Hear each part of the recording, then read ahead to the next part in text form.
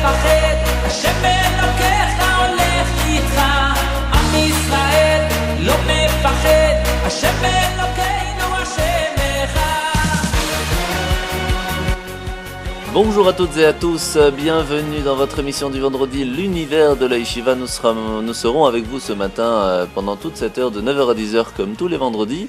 Ce matin, nous avons la possibilité d'écouter le Rav Shaul Silam qui va nous expliquer ce que lors du don de la Torah, comme vous le savez, nous venons de recevoir il y a 2 semaines le don de la Torah dans la parashat Yitro, puis Mishpatim, nous allons maintenant dans la parashat Trouma. Alors au don de la Torah, nous étions des tzadikim, des justes, aussi des Baalei Tshuva, des repentis, ou peut-on dire à ce moment-là que nous étions simplement des Rechaïm, des fauteurs? En fait, 3 avis, 3 approches vont nous être présentées par le Zohar, par le Midrash Tanchuma, et à travers ce cours, le Rav Shaul Silam va nous inviter à découvrir le secret en fait de l'or, de l'argent et du cuivre. Alors je vous laisse écouter le Rav Shaul Silam. Shalom Uvracha, bienvenue sur Torah de vie. Nous avons dans la Torah une succession de passages, de sidrot, et au cœur desquels on va trouver toutes sortes de passages qui vont nous parler du sanctuaire.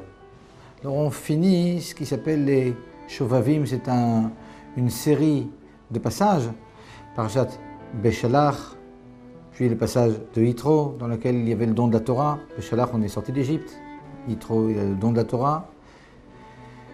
Puis Mishpatim, et puis après on a 2 passages Trouma, Tetzavé, dans lesquels on parle du sanctuaire, puis une sidra qui s'appelle Kitissa, dans laquelle on parle du Vaudor, et puis à nouveau Vayakel, Pkoudé, dans lesquels on parle du sanctuaire.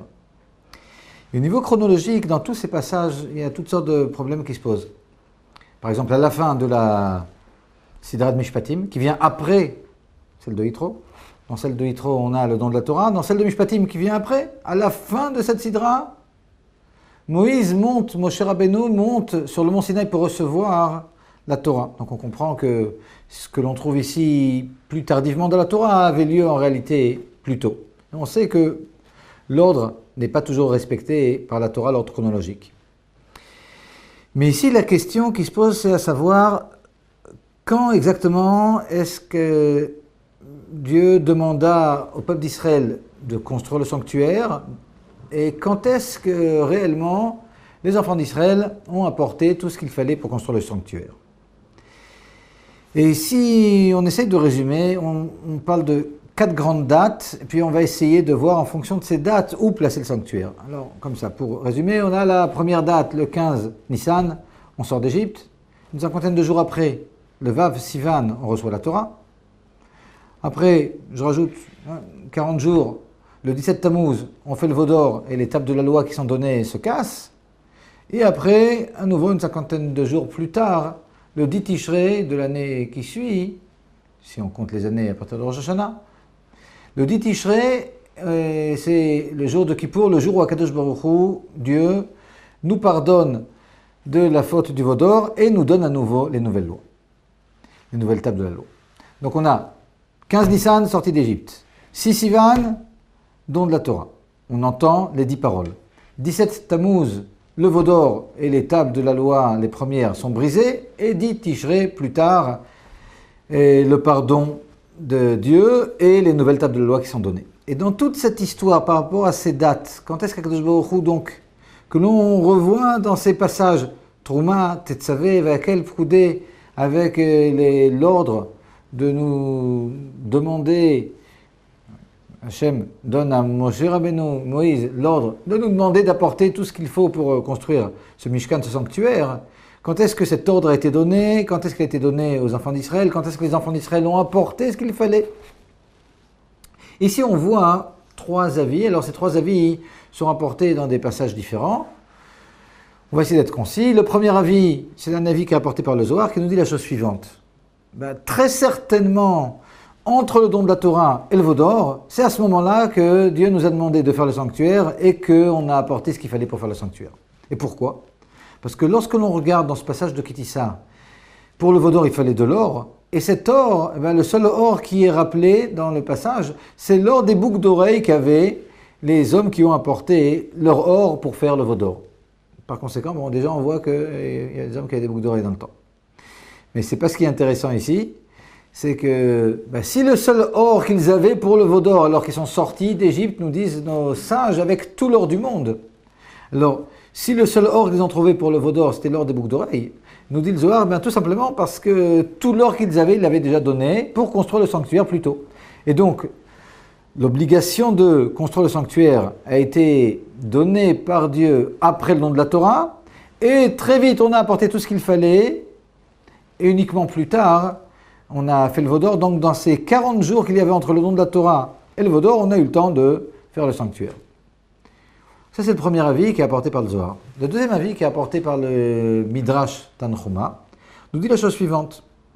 La raison pour laquelle Akadosh Baruch Hu, Dieu nous demande de faire le sanctuaire, c'est pour montrer aux nations que Dieu a pardonné au peuple d'Israël la faute qu'ils avaient faite, l'énorme faute du veau d'or. Par conséquent, c'est pour montrer que Dieu a pardonné. Dieu a pardonné, on a dit, après le jour de Kippour, donc après le dit Tishrei. Donc tout ça, c'est beaucoup plus tardif. Dans ces 4 dates, après la 4e date dont on a parlé, uniquement alors, lorsque Dieu nous a pardonné, il nous demande maintenant, je vous ai pardonné, je peux même résider parmi vous, parce que le sanctuaire est là pour que Dieu réside parmi nous, et aussi pour montrer donc aux nations que Dieu nous a pardonné. Et donc à ce moment-là, Dieu nous demande de faire le sanctuaire, et puis c'est là que l'on apporte tout ce qu'il faut, évidemment, par la suite. Et le troisième avis, il prend le début du premier avis et la fin du dernier avis. C'est-à-dire que d'après le troisième avis, c'est après le don de la Torah, avant que l'on ait fait le veau d'or, qu'Akadosh Baruch Hu, Dieu, nous demande de construire ce sanctuaire, mais c'est uniquement plus tard, après que Dieu nous ait pardonné de la faute du veau d'or, que l'on a apporté ce qu'il fallait réellement. Et ici, il y a quelque chose de très intéressant que souligne le Rabbi Lubavitch. Si l'on regarde, chacun de ces avis correspond à des statuts tout à fait différents du peuple d'Israël. Parce que d'après le premier avis, le peuple d'Israël qui construit ce sanctuaire, c'est un peuple complètement méritant, c'est un peuple de tzadikim. Dans la mesure où, lorsque l'on a reçu la Torah, on était comme des convertis. Des convertis, nous disent nos sages, c'est comme un bébé qui vient de naître. Donc un bébé qui vient de naître, c'est une page qui est tout à fait claire, tout à fait nouvelle. Et on n'a pas eu encore le temps de fauter et de faire le veau d'or. Donc ce peuple-là, à qui Dieu demande de faire le sanctuaire et qui apporte tout ce qu'il faut pour le sanctuaire, c'est un peuple de juste, un peuple de tzadikim. D'après le second avis, selon lequel Dieu nous demande de faire le sanctuaire après avoir pardonné la faute du veau d'or, ceux auxquels Dieu s'adresse et qui vont effectivement apporter tout ce qu'il faut, c'est un peuple de Baalei Teshuvah, un peuple de repentants. Et d'après le troisième avis, c'est extrêmement intéressant. D'après le troisième avis, alors, c'est après le don de la Torah que Hachem, Dieu, nous demande d'apporter ce qu'il faut pour le sanctuaire. Mais là, au lieu d'apporter ce que Dieu nous a demandé, non, on préfère faire l'épître, faire le veau d'or, et on attend beaucoup plus tard, après avoir été pardonné du veau d'or, pour apporter ce qu'il fallait.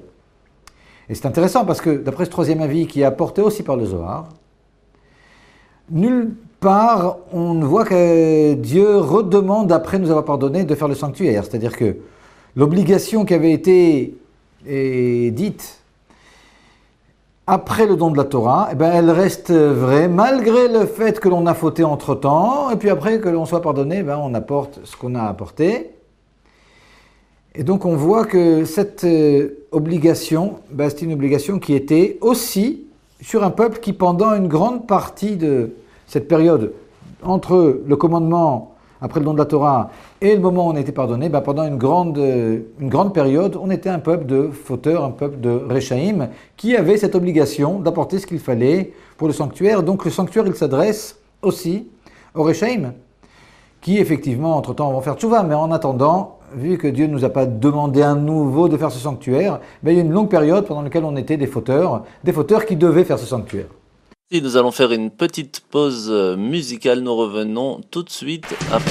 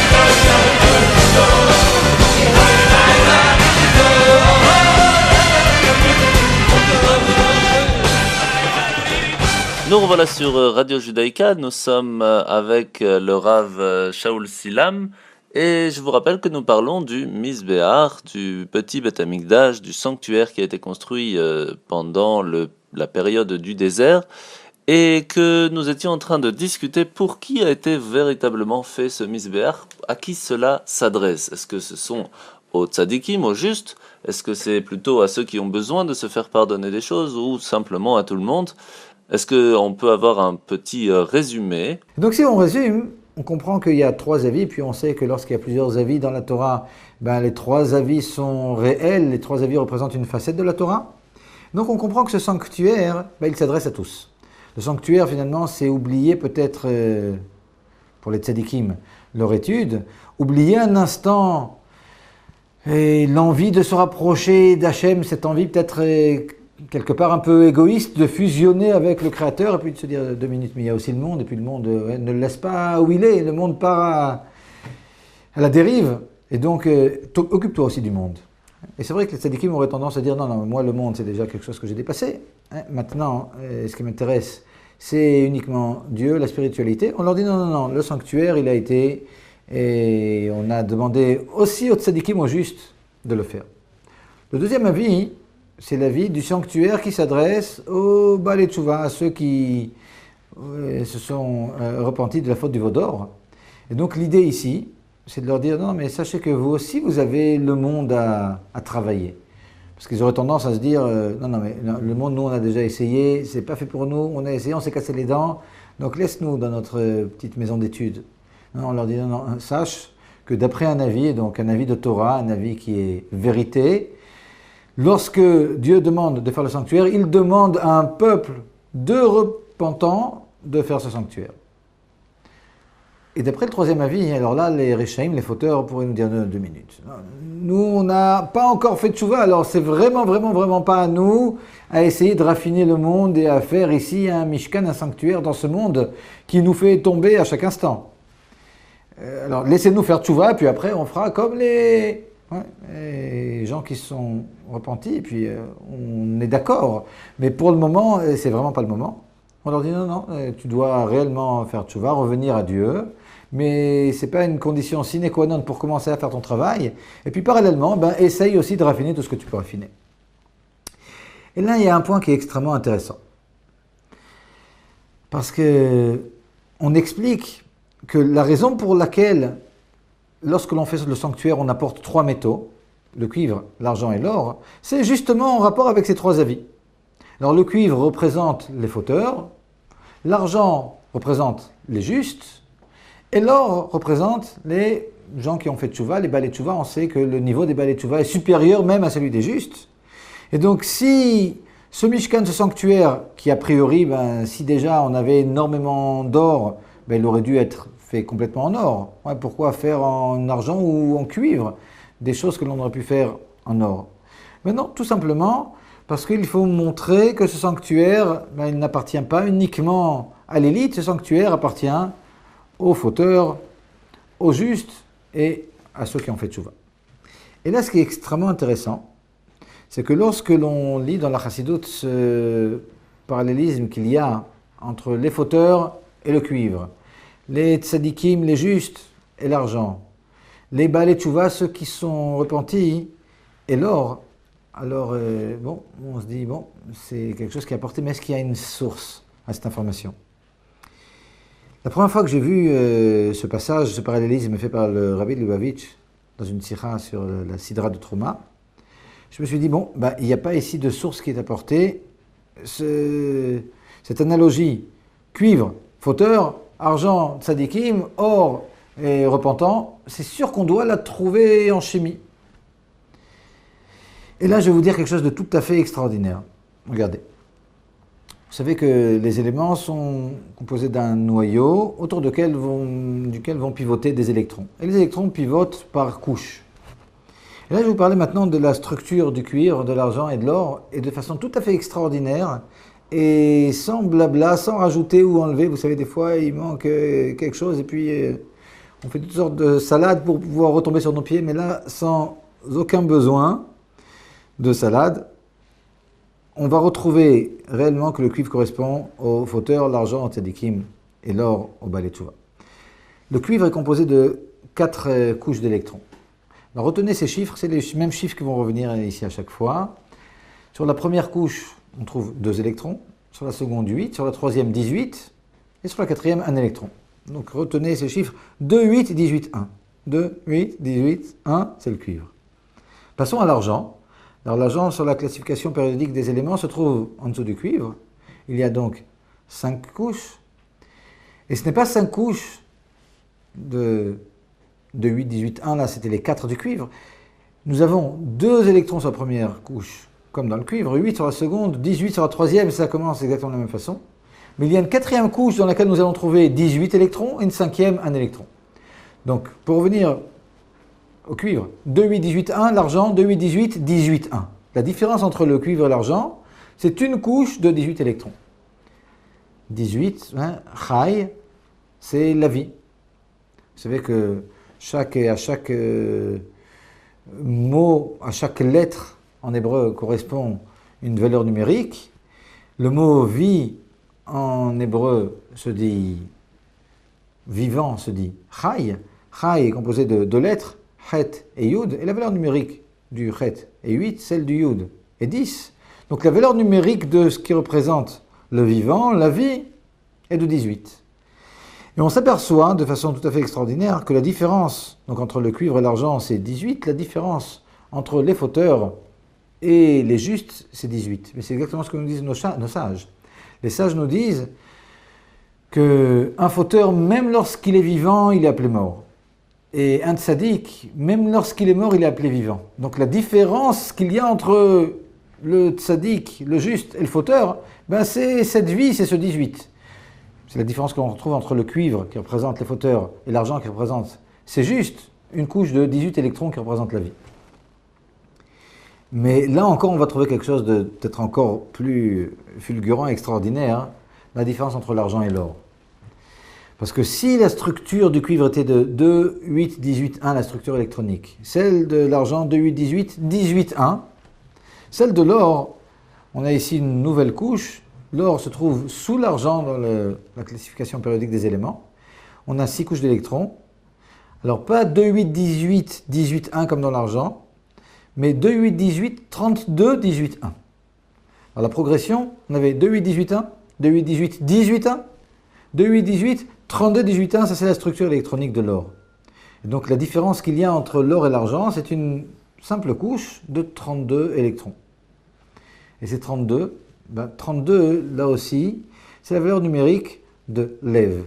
Lev, c'est le cœur en hébreu. Lev est composé de 2 lettres. Lamed, dont la valeur numérique est de 30. Et Vet, dont la valeur numérique est de 2. Donc Lev, le cœur, 32. 32, c'est 32 électrons représentent le cœur. Et réellement, la différence qu'il y a entre les tzadikim et les balei teshuvah, ceux qui se sont repentis, en général, c'est ce cœur, c'est cette vitalité. On parlait de vie tout à l'heure, maintenant il y a aussi la vitalité. Parce qu'on peut avoir de la vie, mais faire les choses telles qu'elles sont. Finalement, le tzaddik, il reçoit des ordres et il les applique.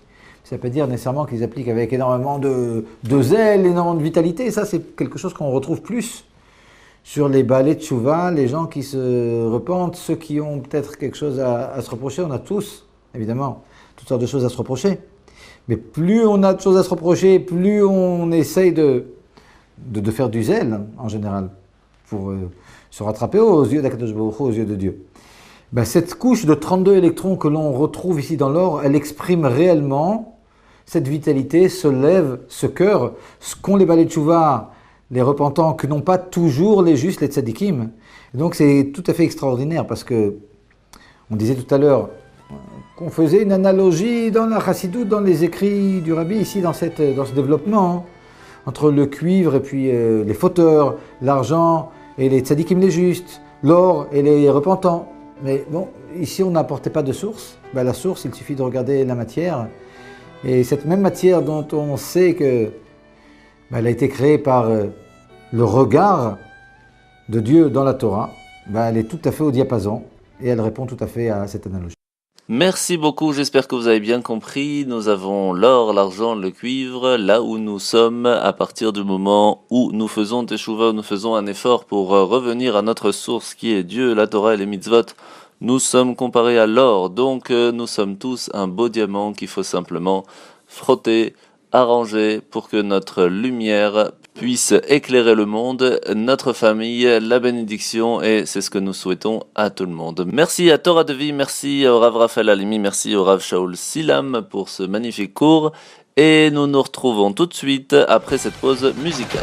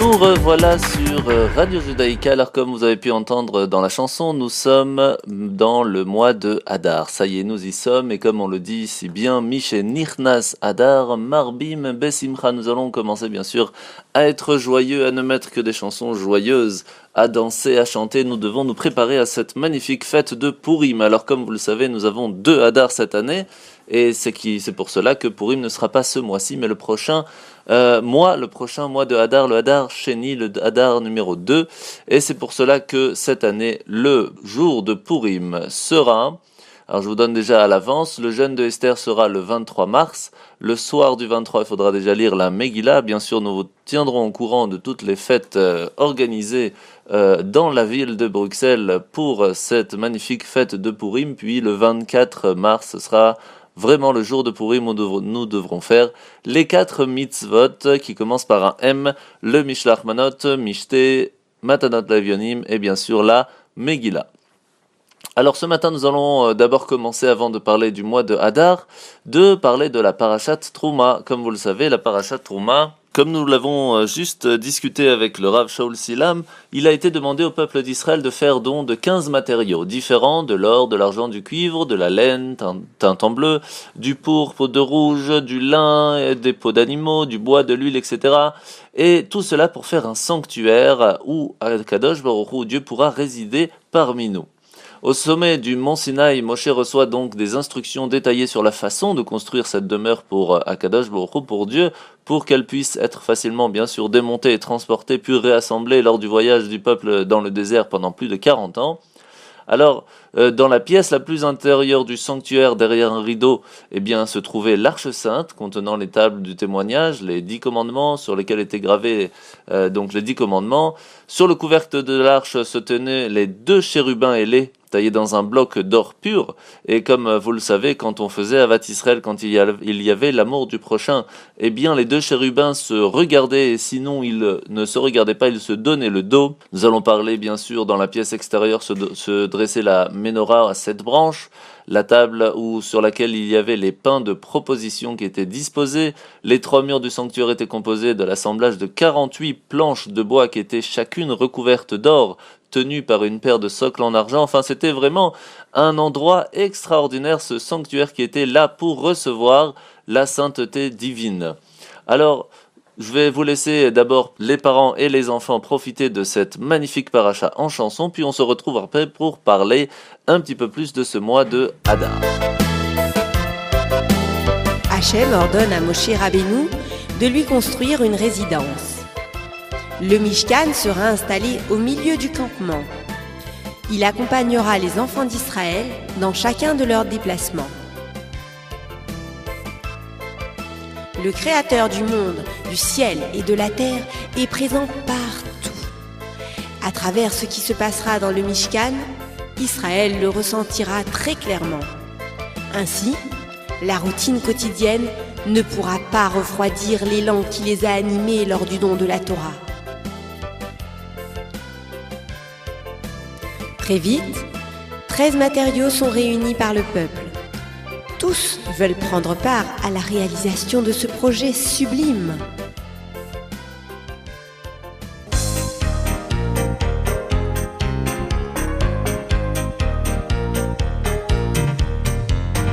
Au Mishkan,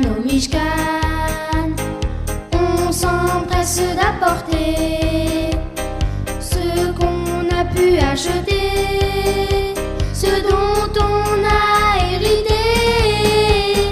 Au Mishkan, on s'empresse d'apporter toutes les qu'on est capable de donner. De l'or en quantité et de l'argent par poignée, le cuivre nécessaire pour les objets du cratère. Allons-y les orfèvres et travaillons sans trêve. Du bois de chittim et des peaux de trachim, des peaux de bélier, de rouge coloré. Allons-y les tanneurs, mettons-y notre cœur.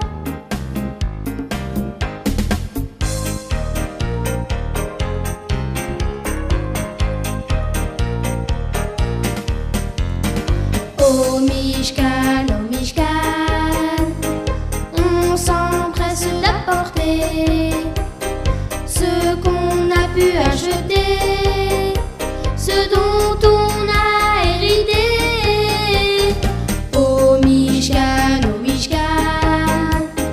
on s'empresse d'apporter toutes les qu'on est capable de donner.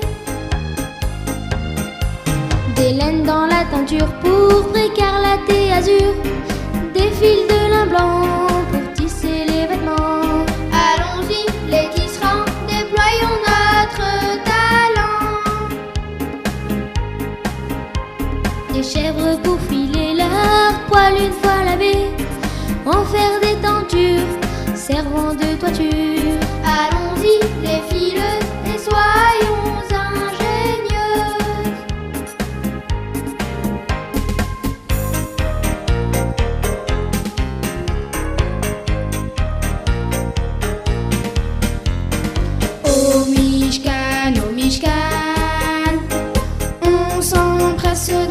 apporter ce qu'on a pu acheter, ce dont on a hérité. Au Mishkan, on s'empresse d'apporter toute l'aide qu'on est capable de donner. Un mélange composé de parfums à brûler, de l'huile pour allumer, la menorah ciselée. Allons-y, Israël, secondons Béthalel.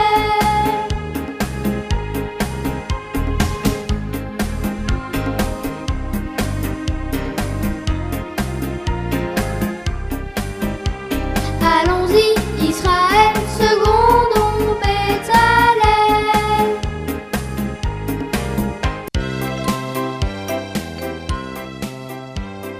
Grâce à la générosité du peuple et grâce à ses talents, le Mishkan sera bientôt érigé. Mais seuls les membres de la tribu de Lévi y seront présents quotidiennement. Les Lévi'im chanteront et joueront de la musique, pendant que les Kohanim apporteront offrandes et encens. Entre tous, Aaron, frère de Moshe, est désigné comme Kohen Gadol. Il se distinguera par ses fonctions et par sa tenue. Au lieu des 4 vêtements spécifiques au simple Kohen, il en aura 8. Certains d'entre eux sont vraiment particuliers. Le éphod, par exemple, vêtement somptueux dont la forme rappelle celle d'un tablier, enveloppant ses reins et se fermant sur le devant. Le bleu d'azur côtoiera le rouge pourpre. La laine écarlate rivalisera avec le fil d'or. Matériaux rares et pierres précieuses donneront au Kohen Gadol une allure royale.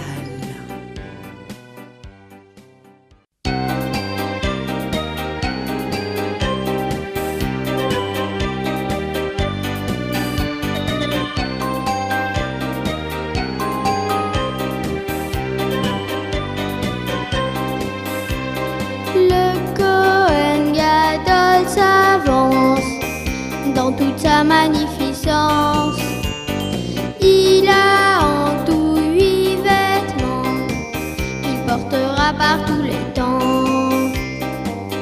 Quel est son premier vêtement?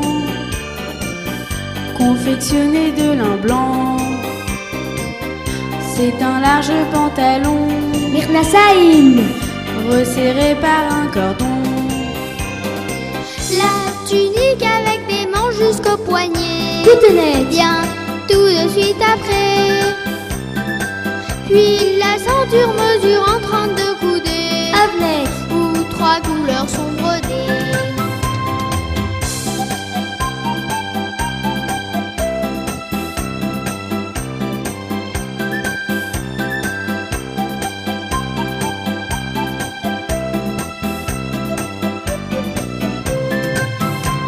Vive notre Kohen Gadol, il marche pieds nus sur le sol. Il inspire crainte et respect par sa beauté, sa majesté. des grenades et des grelots sont fixés sur les bordures de sa robe en laine azur, mis à intervalles égaux. Vive notre Kohen Gadol, il marche pieds nus sur le sol.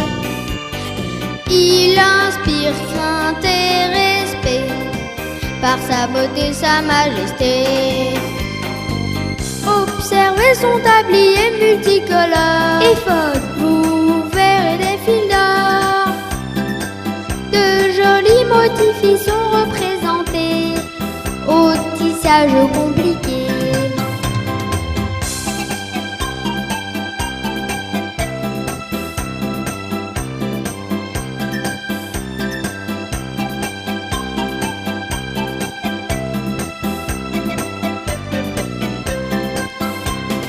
Le Kohen Gadol s'avance dans toute sa magnificence.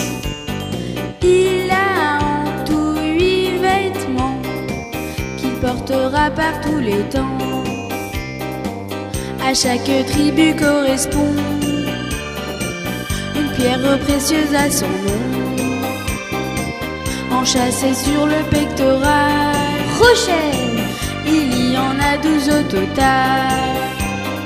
Sur le front, il porte une sorte de diadème. Tite, où on lit Kodesh Lachem. Sur la tête, il porte une coiffe de lin blanc. Mitznefet. Il est prêt maintenant.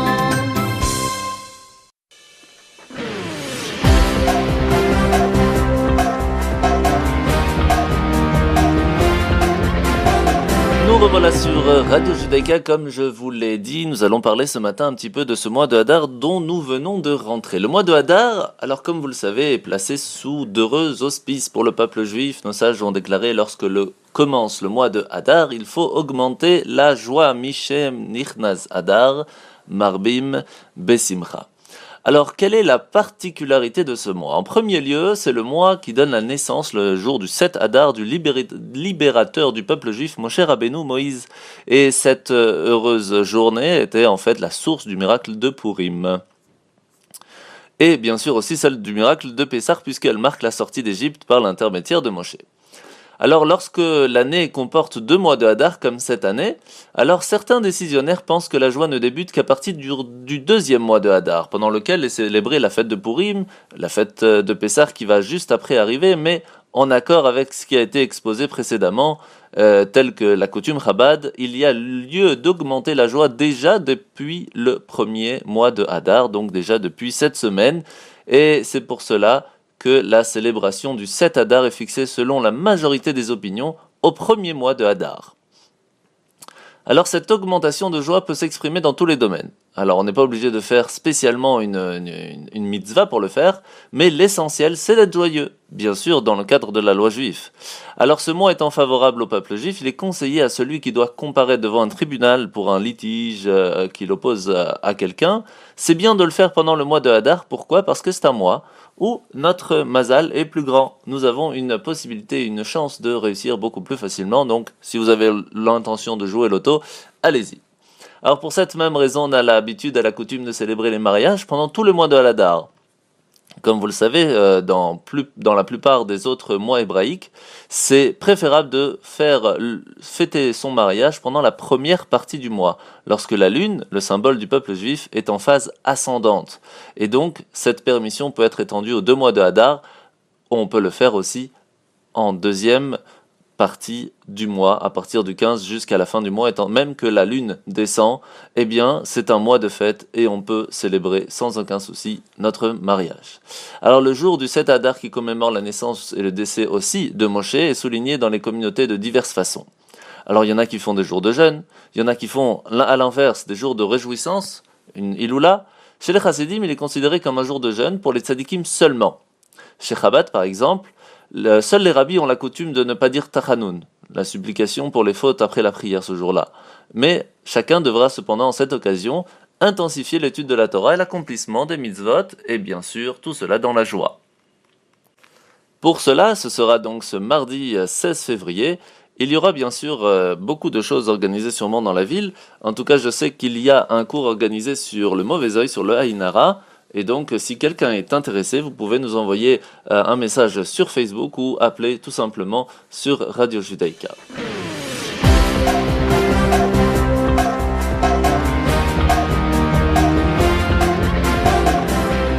Alors, la bar mitzvah en Hadar. Tous les 2-3 ans, un 13e mois est rajouté au calendrier hébraïque. Dans ce cas, l'année va comporter 2 mois de Hadar.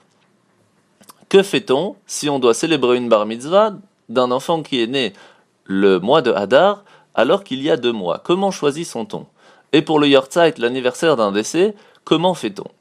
Alors un enfant né, un Hadar Aleph. Donc imaginez qu'il y avait déjà le jour de sa naissance 2 Hadar.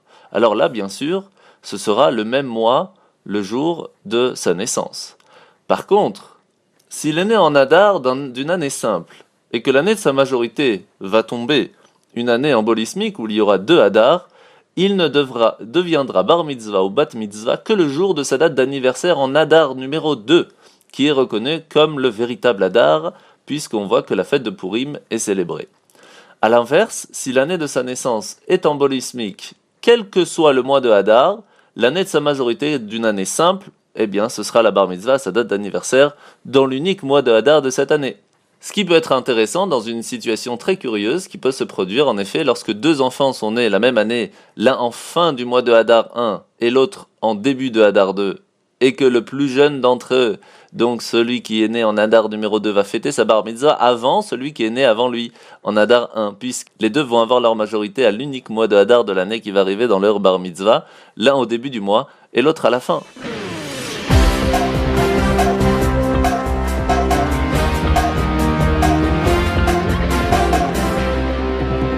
Par contre, comment fait-on pour un Yortzeit ? Alors le jour d'anniversaire d'un décès de parents est appelé communément un Yortzeit. Le Yor, c'est en yiddish, qui veut dire une année, le Zeit, le moment de l'année où il est observé l'anniversaire du décès, et pas celui de l'inhumation. Attention à ne pas se tromper. Alors cette commémoration se fait généralement en observant un jour de jeûne, lorsque cela est permis bien sûr, si ça ne tombe pas à Shabbat par exemple. On récite bien sûr le Kaddish ce jour-là, et on a aussi la coutume, pour ceux qui peuvent, de diriger carrément l'office à la synagogue ce jour-là, pour faire un maximum de prières en sa mémoire. Alors lorsque le décès a lieu en Hadar Aleph, donc le premier mois de Hadar, le Yortzeit sera observé aussi en Hadar Aleph. La même chose, si les 2 années ont été en année embolismique, on fera comme cela est tombé. Toutefois, si le décès est survenu en Hadar d'une année simple, la date du Yortzeit, eh bien, il y aura une marloquette. Chez les Sefaradim, le Yortzeit sera observé en Hadar numéro 2, à la date d'anniversaire, tout comme une bar mitzvah. Chez les Ashkenazim, par contre, le Yortzeit sera observé en Hadar 1. Pourquoi ? Car selon eux, il convient dans ce cas de devancer la commémoration dès le premier mois, alors que pour une bar mitzvah, il est nécessaire d'attendre le Hadar numéro 2 pour que l'année soit complétée pour qu'il puisse atteindre sa majorité. Chez ces derniers, cependant, certains ont coutume d'observer les 2 dates, donc aussi le 1 et aussi le 2, et pour réciter le Kaddish et pour jeûner, mais par contre, si quelqu'un est déjà endeuillé et qui veut, lui, faire l'office pour quelqu'un qui vient de partir pendant l'année, alors il ne pourra pas lui prendre sa place puisqu'il n'a aucune obligation, puisqu'on n'est pas sûr de la date exacte. Voilà, ça c'est un petit peu les petites lois qu'il y a dans le mois de Hadar. Je vous souhaite à tous et à toutes de passer un très très bon mois de Hadar et on se retrouve tout de suite.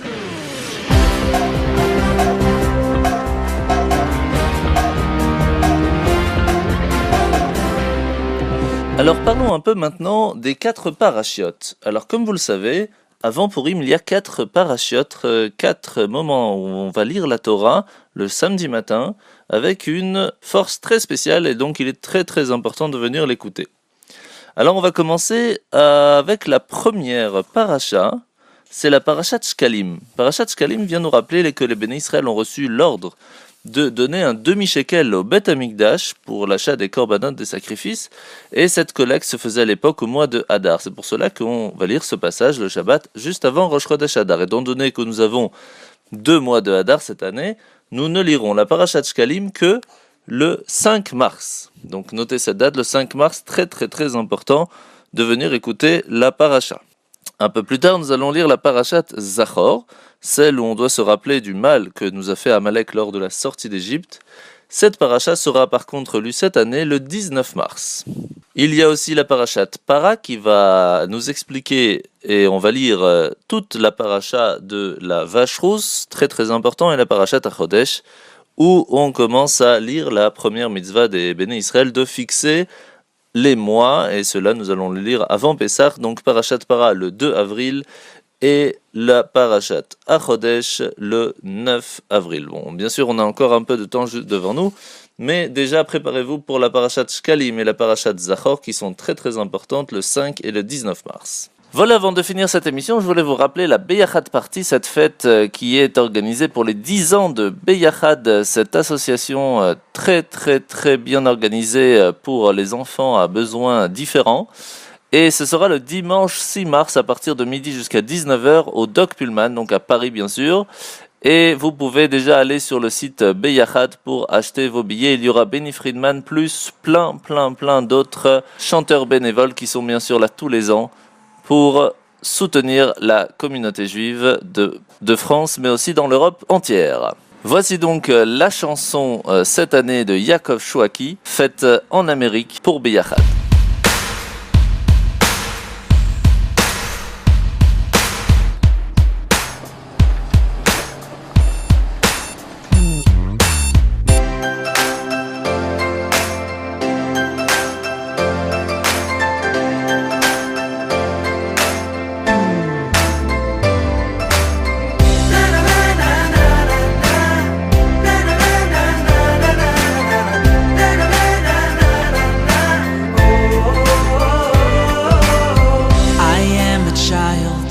And the road ahead is paved with possibility, laughter and smiles.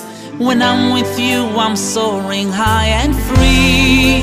When you're in my world, I believe in me.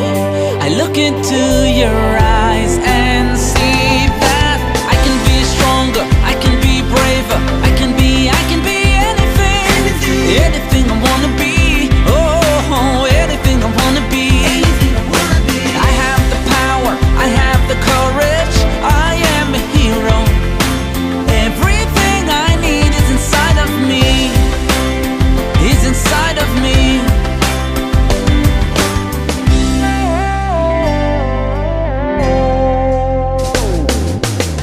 Life throws me fire, and fate will test me 10 million ways. Sometimes I'm tired, it's hard to see the light of better days. But then I dare to dream, I find the hope for more. I reach for all you gave and see that I can be stronger, I can be braver, I can be anything, anything I wanna be. Oh, anything I wanna be. I have the power, I have the courage, I am a hero. Everything I need is inside of me, is inside of me. Life is the people we love and what we give to one another.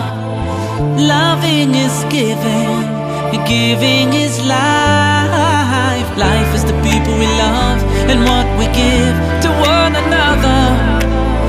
Loving is giving, giving is life.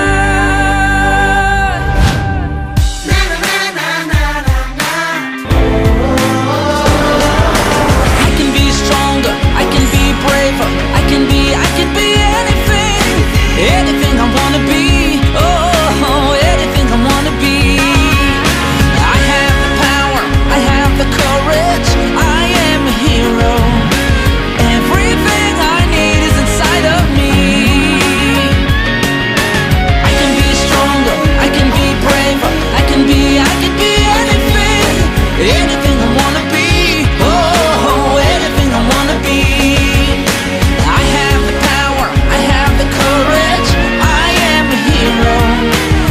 Everything I need is inside of me, is inside of me. I am a fighter, I am a dreamer, I am a hero. Everything I am, 'cause you believed in me.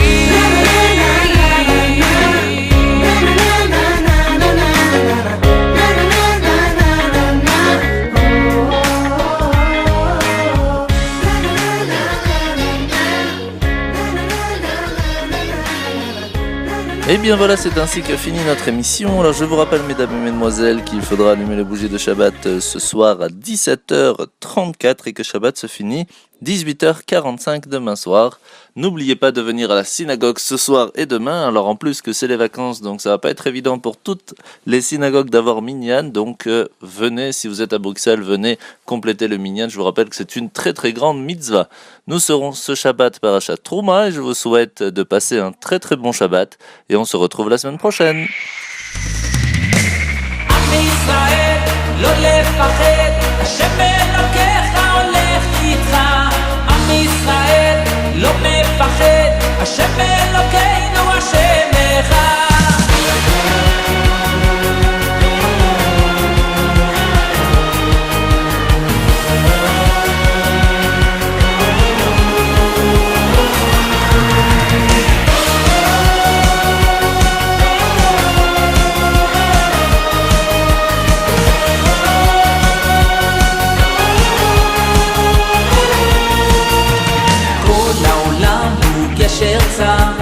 והעיקר לא לפחד כלל, ומלמעלה הוא שומר, צר ואויב לא יתקרב, אח לאח ויד ביד, ישראל זה עם אחד, ומלמעלה הוא עוזר, שומר שומר ישראל. עם ישראל לא לפחד, השם אלוקיך הולך איתך. עם ישראל לא מפחד, השם אלוקינו השם אחד. עם ישראל לא לפחד, השם אלוקיך הולך איתך.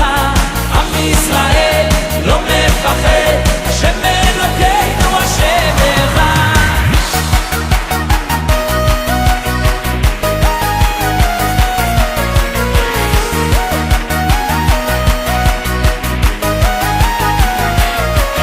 כל העולם הוא גשר צר, והעיקר לא לפחד כלל, ומלמעלה הוא שומר, צר ואויב לא יתקרב, אח ואח ויד ביד, ישראל זה עם אחד, ומלמעלה הוא עוזר, שומר שומר ישראל. עם ישראל לא לפחד, השם אלוקיך הולך איתך. עם ישראל לא מפחד, השם אלוקינו השם אחד. עם ישראל לא לפחד, השם אלוקיך הולך איתך. עם ישראל לא מפחד, השם אלוקינו השם אחד.